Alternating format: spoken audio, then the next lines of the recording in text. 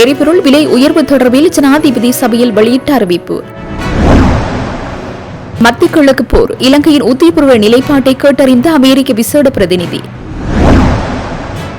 மத்திய கிழக்கு விவகாரம், சற்று முன்னொரு நாடாளுமன்றத்தில் ஜனாதிபதி வெளியிட்ட தகவல்.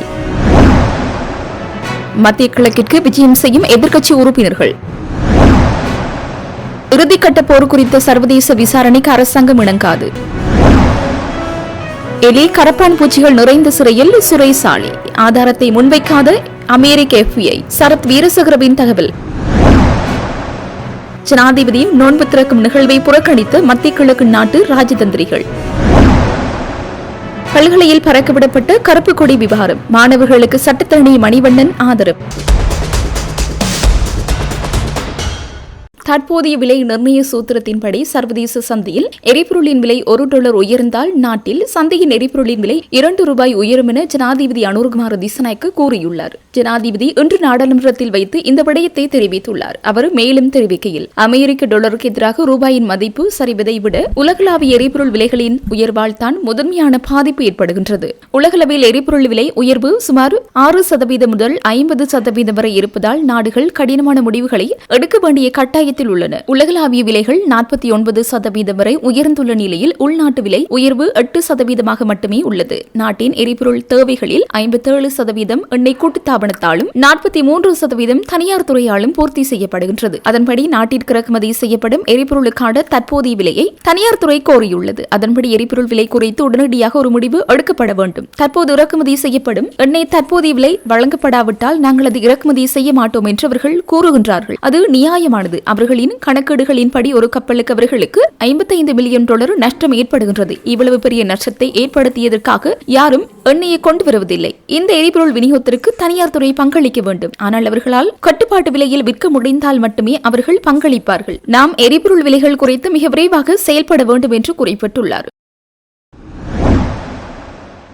இலங்கைக்கு வருகை தந்துள்ள தெற்கு மற்றும் மத்திய ஆசியாவுக்கான அமெரிக்காவின் விசேட பிரதிநிதியும் இந்தியாவுக்கான அமெரிக்க தூதுவருமான செர்ஜியோ கோர் மற்றும் ஜனாதிபதி அனுரகுமார திசாநாயக்க ஆகியோருக்கு இடையிலான உத்தியபூர்வ சந்திப்பு நேற்று முற்பகல் ஜனாதிபதி அலுவலகத்தில் இடம்பெற்றது. அமெரிக்காவுக்கும் இலங்கைக்கும் இடையிலான நீண்டகால இருதரப்பு உறவுகளை மேலும் வலுப்படுத்துவது மற்றும் பொருளாதார ஒத்துழைப்புகளை விரிவுபடுத்துவது குறித்து இச்சந்திப்பின் போது விரிவாக கலந்துரையாடப்பட்டது. தற்போது மத்திய கிழக்கில் நிலவும் போர்ச்சூழல் மற்றும் அது உலகளாவிய ரீதியில் ஏற்படுத்தியுள்ள தாக்கங்கள் குறித்து ஜனாதிபதி அமெரிக்க தூதுக்குழுவினருக்கு விளக்கம் அளித்துள்ளார். குறிப்பாக மத்திய கிழக்கின் போர்ச்சூழல் குறித்து இலங்கையின் உத்தியபூர்வ நிலைப்பாடு, போர்ச்சூழல் காரணமாக இலங்கை எதிர்நோக்கும் பொருளாதார மற்றும் விநியோக சங்கிலி ரீதியான சவால்கள் தொடர்பில் ஜனாதிபதி முன்வைத்த கருத்துக்களை அமெரிக்க தூதுக்குழுவினர் கேட்டறிந்தனர். இச்சந்திப்பில் ஜனாதிபதியின் செயலாளர் கலாநிதி நந்திய சனத்குமார் நாயக்க, நிதியமைச்சின் செயலாளர் கலாநிதி ஹர்சன சூரிய பெரும, ஜனாதிபதியின் சிரேஷ்ட பொருளாதார ஆலோசகர் துமிந்த ஹூலங்குபுவ மற்றும் ஜனாதிபதியின் சிரேஷ்ட மேலதிக செயலாளர் ரோஷான் கமிகி ஆகியோர் கலந்து கொண்டனர். அத்துடன் செர்ஜியோ கோர்வுடன் வருகை தந்திருந்த உயர்மட்ட அமெரிக்க தூதுக்குழுவினரும் இதில் பங்கேற்றனர்.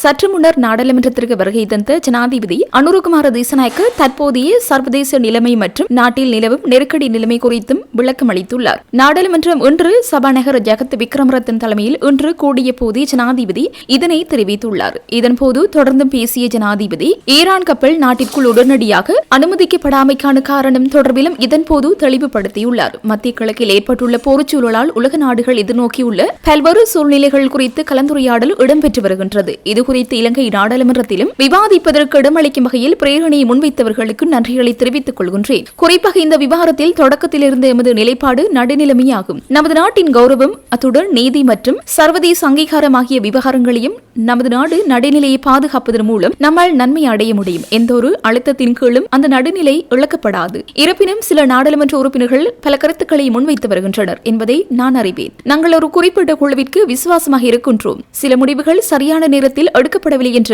எண்ணத்துடன் அவர்கள் கருத்து வெளியிட்டு வருகின்றார்கள். அவை முற்றிலும் பொய்யானவை என ஜனாதிபதி நிராகரித்துள்ளார். மார்ச் 9 மற்றும் 13ஆம் தேதிகளில் தமது கடற்படை கப்பல்கள் பிரவேசிப்பதற்கு ஈரான் அனுமதி கோரியிருந்தது. அந்த அனுமதியை வழங்குவது குறித்து நாம் ஆராய்ந்து கொண்டிருந்தோம். அன்றைய தினம் மாலை ஐக்கிய அமெரிக்காவும் ஒரு கோரிக்கையை முன்வைத்தது. தமது தாய்நாட்டிற்கு அருகில் உள்ள கடற்படைக்கு சொந்தமான 2 போர் விமானங்கள் இலங்கையின் மத்தள விமான நிலையத்திற்கு வருவதற்கு அனுமதி கோரியிருந்தனர். நாம் மிக தெளிவான ஒரு முடிவை எடுத்துக்கொண்டு கோரிக்கைகளுக்கும் அனுமதி வழங்கவில்லை. அதுதான் நடுநிலை. ஒருவேளை ஒருவேளை அனுமதி வழங்கியிருந்தால் என்ன நடந்திருக்கும்? அவ்வாறு நடந்திருந்தால் எங்கோ தொலைதூர பிராந்தியத்தில் உள்ள அந்த போர் மோதலானது மத்தள விமான நிலையத்திற்கும் கொழும்பு துறைமுகத்திற்கும் அருகில் வந்திருக்கும். நாம் அதனை செய்யவில்லை.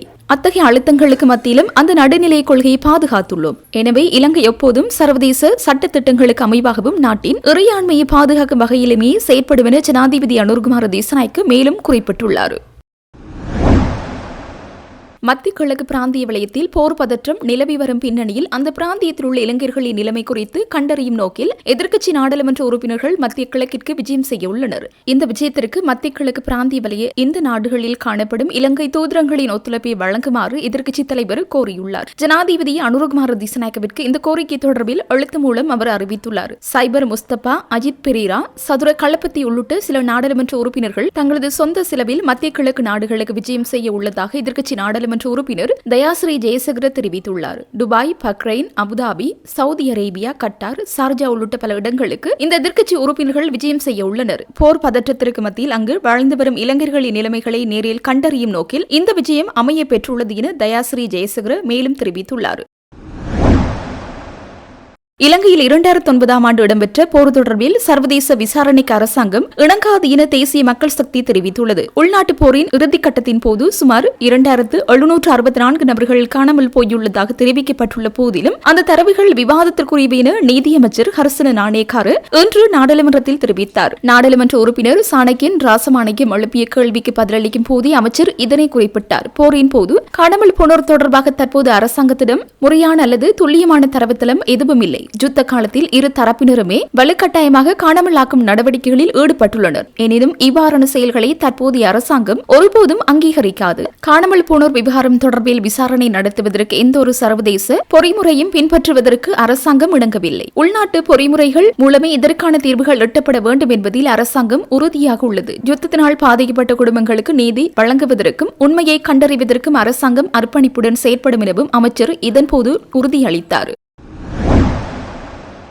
முன்னாள் புலனாய்வு பிரிவு பிரதானி மேஜர் ஜெனரல் சுரேசாலி உயிர்த்த ஞாயிறு தாக்குதல் இடம்பெற்ற காலப்பகுதியில் இந்தியாவிலும் மலேசியாவிலும் இருந்ததாக முன்னாள் அமைச்சர் சரத் வீரசேகர தெரிவித்துள்ளார். ஸ்ரீலங்கா பொதுஜன பெரமுனவின் தலைமையகத்தில் நடைபெற்ற ஊடகவியலாளர் சந்திப்பில் வைத்தவர் இந்த விடயத்தை கூறியுள்ளார். மேலும் தெரிவிக்கையில், உயிர்த்த ஞாயிறு தாக்குதல் குறித்த விசாரணை நடத்திய 6 ஜனாதிபதி ஆணைக்குழு அல்லது அமெரிக்காவின் FBI அமைப்பு சுரேசாலவுக்கு எதிராக எந்த ஆதாரத்தையும் முன்வைக்கவில்லை. உயிர்த்த ஞாயிறு தாக்குதல் இடம்பெற்ற காலப்பகுதியில் அவர் இந்தியாவிலும் மலேசியாவிலும் தங்கியிருந்த நிலையில் அரசியல் தஞ்சம் கோரிக்கை பெறுவதற்காக சிலரால் கூறப்பட்ட போய் குற்றச்சாட்டுகளை அடிப்படையாக கொண்டு அவர் கைது செய்யப்பட்டுள்ளார். யுத்த காலத்தில் தமிழீழ விடுதலை புலிகளை தோற்கடிக்க பெரும் பங்காற்றிய ஒரு அதிகாரியை தமிழ் புலம்பெயர் அமைப்புகளை திருப்திப்படுத்துவதற்காக இன்று எலிகள் மற்றும் கரப்பான் பூச்சிகள் நிறைந்த ஒரு சிறையில் அடைத்து அரசாங்கம் பழிவாங்குகிறது என்று குறிப்பிட்டுள்ளார். ஜனாதிபதியின் நோன்பு திறக்கும் நிகழ்வை மத்திய கிழக்கு நாட்டு ராஜதந்திரிகள் மற்றும் ஈரான் தூதுவர் ஆகியோர் புறக்கணித்ததாக ஐக்கிய மக்கள் சக்தி நாடாளுமன்ற உறுப்பினர் முஜிபுர் ரஹ்மான் தெரிவித்துள்ளார். நாடாளுமன்றத்தில் உரையாற்றும் போதே இதனை குறிப்பிட்டிருந்தார். தொடர்ந்து உரையாற்றியவர் ஈரானுக்கு எதிராக நடைபெறும் யுத்தத்தில் இலங்கை மத்தியஸ்தம் வகிப்பதாக தெரிவித்திருந்தது. அப்படியென்றால் மத்திய கிழக்கு மற்றும் ஏனைய நாடுகளின் தூதுவர்கள் ஏன் நோன்பு திறக்கும் நிகழ்வுக்கு வரவில்லை என அவர் கேள்வி எழுப்பினார். யுத்தத்தில் இலங்கை மத்தியஸ்தம் வகிப்பதாக கூறிக்கொண்டு இரட்டை வேடம் போடுவதாலேயே அவர்கள் வரவில்லை. முஸ்லிம்களின் நாளாந்த ரம்லான் நோன்பு நிறைவு குறிக்கும் வகையில் நேற்று முன்தினம் பிற்பகல் ஜனாதிபதி மாளிகையில் இப்தார் நிகழ்வு நடைபெற்றது. இதற்கு பல முக்கியஸ்தர்கள் வந்திருந்த நிலையில் மத்திய கிழக்கு நாடுகளின் தூதுவர்கள் வரவில்லை என்பதும் குறிப்பிடத்தக்கதாகும். யாழ்ப்பாணம் பல்கலைக்கழகத்தில் கருப்பு கொடி ஏற்றப்பட்ட சம்பவம் தொடர்பாக விசாரணைக்குட்படுத்தப்படும் மாணவர்களுக்கு தமது முழுமையான ஆதரவை வழங்குவதாகவும் அவர்களுடன் இணைந்து தொடர்ந்து பயணிக்கப் போவதாகவும் தமிழ் மக்கள் கூட்டணியின் உப செயலாளரும் சட்டத்திறனியுமான விஸ்வலிங்கம் மணிவண்ணன் தெரிவித்துள்ளார். சுதந்திர தினத்தன்று பல்கலைக்கழக வளாகத்தில் தேசிய கொடி இறக்கப்பட்டு கருப்பு கொடி ஏற்றப்பட்டமை குறித்து யாழ் மாவட்ட குற்றத்தடுப்பு பிரிவினர் நேற்று வெள்ளிக்கிழமை 3 மாணவர்களிடம் சுமார் 5 மணித்தியாலங்கள் விசாரணைகளை முன்னெடுத்தனர். இதன்போது மாணவர்களுக்கான சட்ட பிரதிநிதித்துவத்தை சட்டத்திறனை விஸ்வலிங்கம் மணிவண்ணன் வழங்கியிருந்தார். இந்த விசாரணைகளின் பின்னர் ஊடகங்களுக்கு கருத்து தெரிவித்த அவர் மேலும் குறிப்பிட்டதாவது, கடந்த பிப்ரவரி மாதம் 4ஆம் தேதி யாழ்ப்பாண பல்கலைக்கழகத்திலே இலங்கையினுடைய தேசிய கொடியை இறக்கினார்கள் என்றும் கருப்பு கொடியை ஏற்றினார்கள் என்றும் குற்றம் சாட்டப்பட்டு யாழ்ப்பாண பல்கலைக்கழகத்தைச் சேர்ந்த 3 மாணவர்களை இன்றைய தினம் யாழ்ப்பாண போலீஸ் நிலையத்துக்கு வருமாறு யாழ் மாவட்ட குற்றத்தடுப்பு பிரிவினரால் அழைக்கப்பட்டு அவருடைய வாக்குமூலங்கள் பெறப்பட்டிருக்கின்றன. அந்த வகையில் இன்று காலை 9:30 மணி முதல் தற்சமயம் வரை இந்த 3 மாணவர்களும் யாழ்ப்பாணம் மாவட்ட குற்றத்தடுப்பு பிரிவிலே தங்களுடைய வாக்குமூலங்களை தெரிவித்திருக்கிறார்கள். மிக நீண்ட நேர வாக்குமூலங்கள் பதிவு செய்யப்பட்ட பின்னர் தற்சமயம் 3 மாணவர்களும் விடுவிக்கப்பட்டிருக்கின்றார்கள். இது தொடர்பாக சட்டமா அதிபருக்கு தங்களுடைய அறிக்கைகள் சமர்ப்பிக்கப்பட்டு சட்டமா அதிபரிடமிருந்து மேலதிக ஆலோசனைகள் வழங்கப்படுகின்ற பொழுது தேவைப்படின் இந்த மாணவர்களை மீண்டும் அழைப்பதாக குறிப்பிட்டு இன்றைய தினம் மாவட்ட குற்றத்தடுப்பு பிரிவிலிருந்து இவர்களுடைய வாக்குமூலம் பதிவு செய்யப்பட்ட பின்னர் விடுவிக்கப்பட்டிருக்கின்றார்கள். உண்மையிலே இந்த மாணவர்கள் தமிழ் மக்களுடைய உணர்வுகளை வெளிப்படுத்துகின்ற விதமாக சில பல்கலைக்கழக மாணவர்களாக சில நடவடிக்கைகளை அவர்கள் செய்திருக்கிறார்கள்.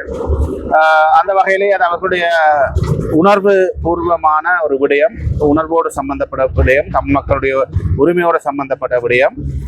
அந்த வகையிலே அவர்களுக்கு எங்களுடைய பேராதரவை, எங்களுடைய உதவியை, ஒத்துழைப்பை நாங்கள் கொடுக்க வேண்டும் என்ற அடிப்படையிலே நான் என்னிடம் அவர்கள் சட்டத்திரணி ஒருவரை தருமாறு வேண்டியிருந்தார்கள், சட்ட ஆலோசனை வழங்குமாறு கூறியிருந்தார்கள். அந்த வகையிலே நான் இன்றைய தினம் அவர்களுக்கான சட்ட ஏற்பாடுகளை, சட்ட பிரதிநிதித்துவத்தை மேற்கொண்டிருந்தோம்.